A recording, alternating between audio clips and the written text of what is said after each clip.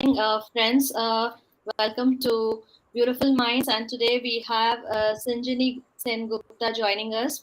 And she is a writer and she is also an award-winning author. So we would be, getting to know more about her. So thank you so much for joining us on this show. So could you go ahead and introduce yourself? My pleasure, Adeline, and thank you so much for having me here. Hello, everyone, whoever is watching. My delight to be with you at this point in time. Thank you, Adeline, for that lovely and brief introduction. My story goes a little far into how the journey has come because I come from a very different background. Okay. I studied quantitative economics in Indian Statistical Institute. I am an actuary. I spent 12 years talking to the computer in the number language, designing insurance products and Okay. working on the balance sheet. I had a burnout and I took a little sabbatical thinking that I'll get back to work as soon as I'm better. But life had very different plans. I started to kind of work on myself and get better because I had a burnout and I was thinking that I'm broken. I have so much privilege. If I cannot stand the work pressure, who can?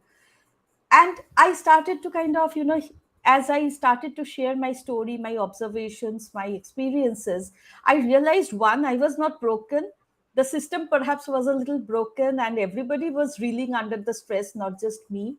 Somebody was breaking up, somebody was calling it a happy decision, somebody was photoshopping their existence, and somebody survived. So somehow that became my mission, because I was very surprised, why isn't everybody talking about it? So, long story short, I started to write. I wrote a short story that was made into a short film that was Yeah. screened at Cannes. I We was were about invited to to, ask you about that. So yes. could you So, talk to us about that? And I also want to know, since you're the founder of Lighthouse, so what exactly is it?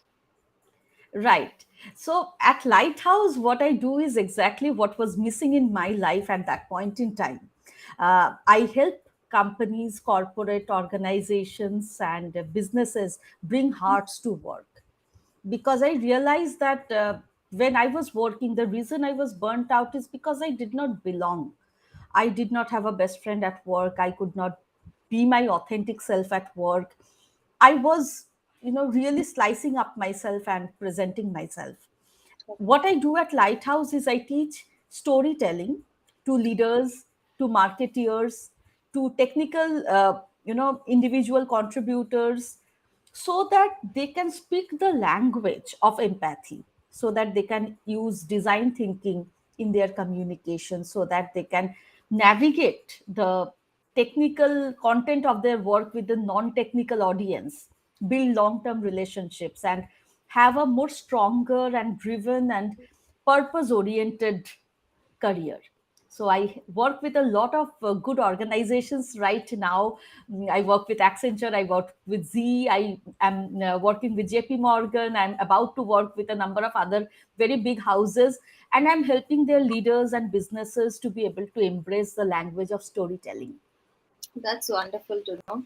So congratulations, since you're going to join many more big companies. Congratulations on Thank that. you. So Thank you. how did this small film come out, like the short film come out? Okay, the short film actually was a result of uh, my life at that point in time, to be very honest. As I was telling you, I had a burnout. I thought I was very broken. I thought that I must be the only person out in the world who couldn't stand the pressure. Everybody is doing well. And as soon as I was trying to navigate this narrative, I realized that that's not true. There is a lot of pattern in what I was experiencing. A part of it was due to my gender, a part of it was due to the culture at workplace, which is perhaps a little too boxed compared to, our human needs, emotional needs. And the story of Elixir is exactly around these aspects. It is about a woman just like myself at that point in time, mid 30s. One day she comes back from work to home, and on her way, she enters a coffee shop.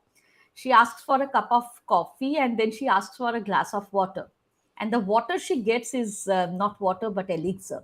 So, since that day, she goes back home and she falls asleep and she wakes up into the coffee shop. And every day since that day, she lives two lives. She lives the life that we all know, the mundane life, which I call it breathing just a little bit. And then she also lives the life of her dreams every day as she falls asleep, where she's on her full creative abundance. She's with her full emotional spectrum. And how she navigates her reality with her dream. And it was made into a short film that was screened at Cannes. We were invited to walk the red carpet. We came back from Paris, and then I was offered to write it into a book because a publisher, traditional publisher, Readomania. So they caught us at one of the screenings. The publisher walked up to me and said, "This belongs to a book, and there's a strong message here."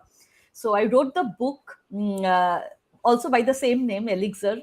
It was named among the 5 best fictions in 2017 by Gurgaon Lit Fest. It was reviewed by very, very positively by almost all the leading newspapers, including Hindu, Asian Age, Statesman, etc., etc., Hindustan Times. So somehow that changed my life. So the actuary and the corporate person that I was on a totally different ride.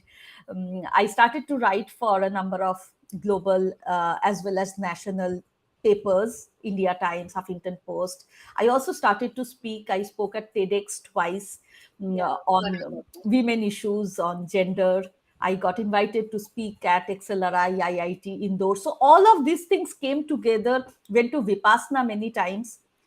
All of these things came together to give me the voice that I needed. And then I began Lighthouse to be able to give other people that same voice so that they can stand up and tell their stories. that's a wonderful journey. So, how did you feel when you were in Paris walking the red carpet? I would like to know. That definitely was a very, very interesting experience. Absolutely, cherishable, and makes for the memory books, stories to tell your grandchildren someday. So that was definitely great. However, very interestingly, just at the same time, when I came back, I went to my first Vipassana course, and I I was actually exploring absolute opposites. Like I walked the red carpet, and the next thing you know, I deposited my telephone and put my eyes on shut mode and went inside. So that was definitely a very transformative phase in my life. A lot of opposites were coming together, and I had to process a lot of inner growth, all at the same time. Suddenly, my That must life have been became a very very different. different experience for you. Yes, yes. Okay, so I've just gone through your profile and I've checked that you have been recently for a trip to Autoville. So how was your experience there? Thank you for asking. That's a very interesting question. And for those of you who have been to Auroville, you would know. As a Bengali, I almost did not know about the second lease of life in Aurobindo Ghosh's life. Uh, he was known to me as a child as more of a freedom fighter, somebody who went to the prison, somebody who stood up to the British. But I did not know the philosopher and the spiritual guide that he went on to become. I mean, I'm almost ashamed to confess this. I understood more about it as I started to parent and I started to read more about his philosophies around education, about the fact that a child is not somebody who you inform or educate from outside. There is a natural intelligence, there is an inner growth. And when we went to Auroville last year, it was a culmination of everything that I imagined, both for me as a parent for my child, and at the same time also for myself, because at Lighthouse I'm doing exactly that. As children we all had a very customary education system: go ahead, become an engineer, etc. So that holistic development, that need to be joyful, that bringing together the body, mind and soul, I think it was a huge culmination for me, to make sense of many things that I did not stop and think about before. So it was very inspiring. And what I'm trying to do at Lighthouse aligns so closely with what I saw at Auroville, that I felt very personally motivated. I think it also gave me some ideas for Lighthouse. That's really good. So what's your life mantra, Sinjini? My life mantra is perhaps the fact that mm, I see a lot happening to all of us. I feel that my purpose in life is to bring hearts to work. I I always put that into perspective that in past it was about the muscles. If I quote, Dame Shafiq, who is the director of London School of Economics, past was about the muscles. Present tense is about the brain, the mind. But the future tense, the future of work, the future of society is going to be about the heart. And it's very important for us to stop and smell the rose. It is very important for us to be joyful at work, to know why we are swiping our lanyards on Monday mornings. And it's not just the amount in your bank account, but it is also about your passion, your pursuit, your people management, your purpose in life. So bringing hearts in the center of everything we do, I think it has become so urgent, and it has become such a wake up call for me, because I was not doing that myself. I now feel if I had a microphone, I would go and scream that out, that, put your heart before yourself, and that would lead you in life. That's a very good thought. So, Sanjani, I would like to know, like, what is the thing that is lacking in today's leadership, or suggestions for leaders that you want to give today? That's a very good question. Thank you for asking that question, Adeline. Leaders are, of course, individuals. Leaders are humans. Somewhere, leaders are, sitting at a very interesting cross section. Leaders are accountable for the work output. Leaders are accountable for their own career growth, and leaders are accountable for the people who look up to them, who they are Yes, appointed for. So at times we are at loggerheads whether to prioritize the project outcome or the people empathy or ourselves. If I need something from my family today, or even if it is the right career move for me, good for the company, but is it good for me? It's very easy for us to give up our career in favor of our job. It is very easy for us to mm, you know give up our people in favor of the project or the production. And it's a constant war that we are warring as leaders. But on the positive side, at the same time, I feel that a time has come when leaders can, today of all days, stand up and say, I don't know all the answers. We have seen the lockdown time, we have seen the pandemic. Leaders do not really know all the answers. And I feel that instead of leaders trying to hold on to the pretense that I know all the answers, people would come and I have to say something politically you have correct. to answer You something. have to be humanized, you have to be approachable, you have to become a moral authority.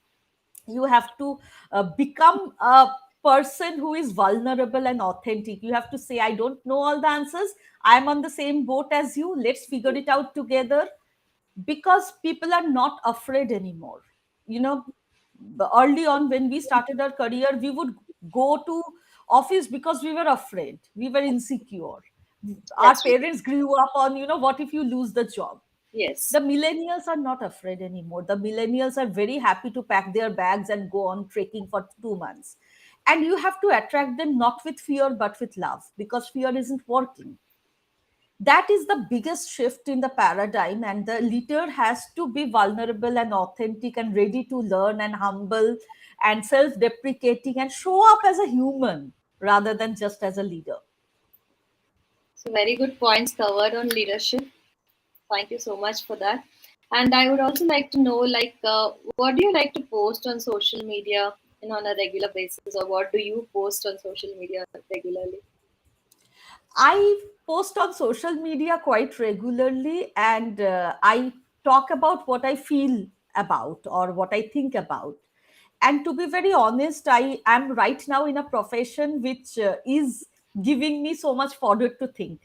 Every other day, I run a leadership program, and there are interesting stories, interesting vulnerable heroes journey that comes up to be, which I share a lot. Stories that run between our 2 years, internal narratives, stories that we tell the world, like personal branding or executive presence, stories that people talk about us when we are not in the room, the real taste of personal branding, stories that we tell about, successful case studies, about customer information, about user experience. Everything is actually going towards a more holistic existence. So I talk a lot about the different layers of storytelling, how people can use storytelling in their own life, career, personal life, parenting, society, and to elevate a sense of living, to document their experience, to document their joy and their sorrow. So I talk about everything under the sun that is storytelling. Okay. Now, since we know that you were very shy in the beginning, like you never had friends and all. So now, since you are so open and all, I would like to know, like, in case you meet somebody after many years, how do you first interact with them, and what happens?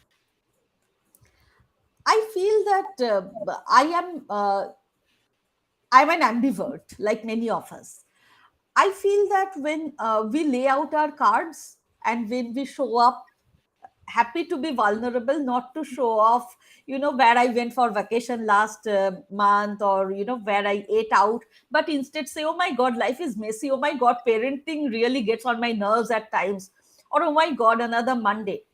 When we show up with our brokenness, when we show up with our crankiness, I feel that the connection is better and the other person feels safer to tell me about their brokenness, their crankiness, their uneven, imperfect lives. And that creates the kind of connection I intend to create, because I feel bored with conversations which involve large group of well-dressed men and women who say, nice sari, nice jewelry, what's for food, how's the weather, I know, traffic and all. You need to go deeper than that, Deeper than that, to know the because person everybody better. needs to be understood, be heard, be felt. In order to be remembered, you need to strike deeper than skin level. So I try to do that with every conversation I have. That's really nice. What's your favorite movie, or any message Oh, from your favorite movies? interesting you ask that. Can I name two movies? Yeah, sure. So, no, one movie is definitely something that has been a huge favorite. It's a film called Life is Beautiful, which spoke about, it was set in the times of the World War II and the concentration camp. And it was about the relationship of a father and a son. And the story was that, the father keeps telling the son that it's all a game, it's very hard, and everybody is competing very hard. So every torture, every starvation, they are not getting food, they are not getting water, they're in despicable condition. But the child believes that this is all a game. And the father also tells him that whoever wins gets a tank. So by the end of it, it's a very tragic story. The father almost gets shot in front of the son, but still the son believes that it's all a game and there's a prize at the end of it. So that optimism Yeah. keeps him away from the trauma, and by the end of it, actually a tank comes and the soldier pulls him up and makes him sit at the steering wheel. So I feel that that's a wonderful story of how narratives work, even if our reality can be drastic. But narratives, that the story I'm telling myself or the story I'm telling as a parent, that can change the perception and that can make us be hopeful. So that's a big example for me. And in more closer home, I have been deeply influenced by Imtiaz Ali's work, and Tamasha in particular, was released at a time when I was very broken, and I just needed to hear that the answers are within me, and I needed to reinvent myself. So there were many signs, there were many people who helped, many occasions, many universe speaking to me. And I feel that Tamasha was a film that definitely did a little bit of that talking to me. That's really nice. You have two favorite movies of yours. So Sengupta, I would like to know, like, what is a message that you want to give to the young students these days? Thank you. That's again a very nice question. For young students, my message would be this. I was recently reading an article which said that out of the jobs that are going to be there in 2030, 85% of those jobs have not even been invented as yet. So take that in. 85% of the jobs that are going to be there in 2030 have not yet been invented, which means that you do not know You don't know. what you are going to do. You only know that you should be agile, you should be flexible, and you should be able to adapt every time there is a change. World is shifting very fast. Now what can you do to do that? The thing is that our CVs, the courses we took in college or university, everything will be outdated by the time we start working. So the only thing you can do is to sharpen your voice and to keep an open mind and build perspective. Tell your stories. You know, your CVs, people don't really look at CVs these days. They look up your LinkedIn profile. Maybe before you enter an interview room, they would have already read your blog or watched your YouTube channel or listened to your podcast. So become a voice. Become a voice. Work with whatever you have. You don't have to be a brilliant speaker or a brilliant writer or a brilliant actor. Work with whatever you have. Do you enjoy writing well or speaking well? Do you enjoy collecting more data or do you enjoy writing more emotional personal pieces? Whatever it is, but try to become and be a very strong formidable voice, because your voice is what is visible to everybody else. People will give you opportunities based on that. If you turn out to be a subject matter expert or a thought leader in whatever you do, people would be lining up at your doorstep. It's not anymore about the scores or the mark sheet or the CV. It is totally going to be about your voice and your stories and your perspective and your agility and the way you handle stakeholders, the way you hold a conversation, the way you network, the way you show up, the way people can trust you. So become that voice and tell a lot of stories. I'm sure that this message would definitely help the young students, because it's a very nice message what you have given us. So before I could, I'm done with all my questions. And you can go ahead. But then one last question for you. So, what is the future vision of Lighthouse? Where do you see it? Lighthouse is going to be the one stop shop for people to be able to discover their voice and to design the communication and to deliver it. So essentially, it will be a space for you to step in and find your narrative and curate your narrative and design how you want people to see you and what are the stories you want them to tell about you. Then it will be about honing your voice, using your body, learning design thinking, having a stakeholder approach, and developing all the skills and all the acumen so that you can be successful, be it in a corporate job, be it as a founder, be it as a change maker, be it as an academician, in whatever work you do, be it as a creative writer or a creator, YouTuber, whatever you do, it will help you to hone your skills and develop your voice and body language for that. And finally, it will help you to be able to step out and become, a strong, formidable voice. Because now what we need is really to see how you are different from the rest of the crowd, not how you are the same with the same stamps, with the same universities, etc. Now we need to see how you are different, and Lighthouse will bring that out for each one of the people who are going to work with them.